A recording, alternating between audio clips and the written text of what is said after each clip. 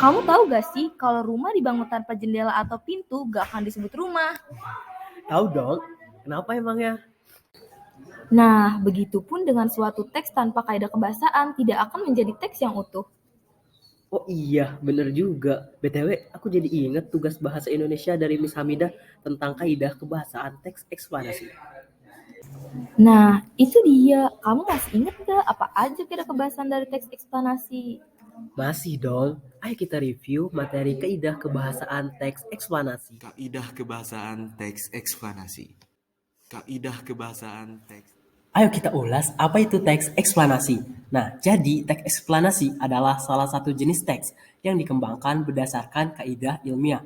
Teks ini bertujuan menjelaskan sebuah fenomena, baik itu alam, sosial, dan budaya dari sudut pandang ilmiah.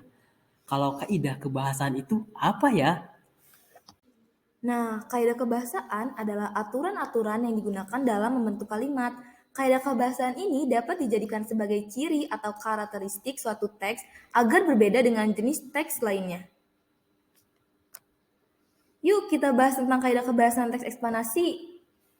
Ini dia 9 kaidah kebahasaan teks eksplanasi. Kaidah kebahasaan inilah yang membentuk suatu teks eksplanasi, yaitu ada fakta, berfokus pada hal umum, menggunakan kata kerja material dan relasional, serta menggunakan kalimat pasif. Nah, lalu teks eksplanasi juga menggunakan konjungsi temporal dan konjungsi kausalitas. Ada juga penggunaan kata teknis dan denotasi, serta kata ganti benda. Nah, sekarang ayo kita bahas satu persatu. Kaidah kebahasaan yang pertama adalah fakta. Jadi, teks eksplanasi ini pasti mengandung fakta ya teman-teman. Fakta merupakan suatu pernyataan yang sudah terbukti adanya berdasarkan data-data dan bukti. Contoh dari fakta adalah Indonesia merdeka pada tanggal 17 Agustus 1945. Next, kaidah kebahasaan yang kedua adalah berfokus pada hal umum atau generik. Jadi, teks eksplanasi biasanya berfokus pada hal umum atau generik dan bukan partisipan manusia. Contohnya, yakni bencana alam tsunami, banjir, gempa bumi, hujan, dan lainnya yang tidak hanya berfokus pada satu manusia saja, tetapi secara menyeluruh. Selanjutnya, kata kerja material dan relasional.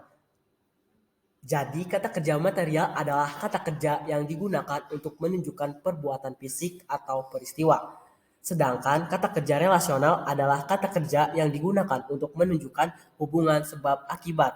Nah, contoh dari kata kerja material itu seperti memasak, menulis, membaca, membuka, menyapu, dan melihat. Sedangkan contoh kata kerja relasional yaitu merupakan, termasuk, disebut, terdiri atas, digolongkan, dan ialah. Oke, lanjut. Teks eksplanasi juga menggunakan kalimat pasif, yaitu kalimat yang subjeknya dikenai pekerjaan atau tindakan. Fokus kalimat pasif berada pada orang atau benda yang terdampak.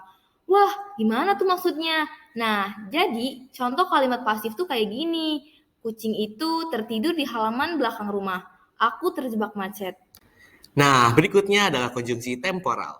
Udah pada tahu dong apa itu konjungsi temporal? Jadi, konjungsi temporal adalah kata hubung yang digunakan untuk menghubungkan dua peristiwa yang berbeda dan memiliki kaitan dengan waktu. Contohnya, kemudian, lalu, selanjutnya, setelahnya, sebelumnya, dan masih banyak lagi. Selain konjungsi temporal, ada juga nih konjungsi kausalitas atau biasa kita sebut konjungsi sebab akibat. Konjungsi kausalitas ini adalah kata yang menghubungkan sebuah kata yang mempresentasikan sebab dan akibat dari suatu peristiwa. Contoh penggunaan konjungsi kausalitas di sebuah kalimat yaitu lantaran terlambat masuk kerja, kita ditegur oleh atasannya. Adi menendang bola sangat keras sehingga bolanya melambung tinggi. Lebih lanjut lagi, kita akan mengenal yang namanya kata teknis.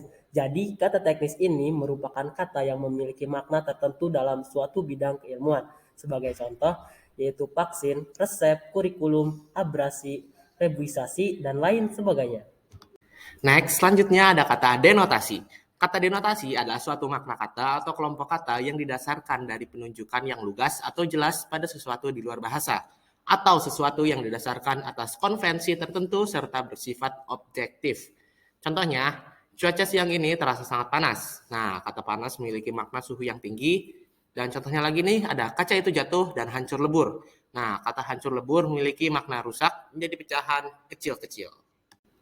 Kaidah kebahasaan yang terakhir yaitu kata ganti benda. Jadi, kata ganti benda adalah kata ganti yang digunakan untuk menggantikan suatu objek atau fenomena. Teks eksplanasi tidak menggunakan kata ganti persona dalam teksnya, karena teks eksplanasi menjelaskan suatu fenomena alam atau sosial yang merupakan objek non-persona, bukan objek berupa persona. Contohnya adalah ini, itu, dan tersebut. Oke, itu tadi pemaparan singkat mengenai materi kaidah kebahasaan teks eksplanasi dari kami.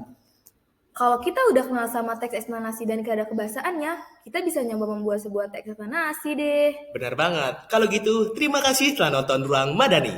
Don't forget to like, comment, and subscribe. See you on our next video. Bye-bye.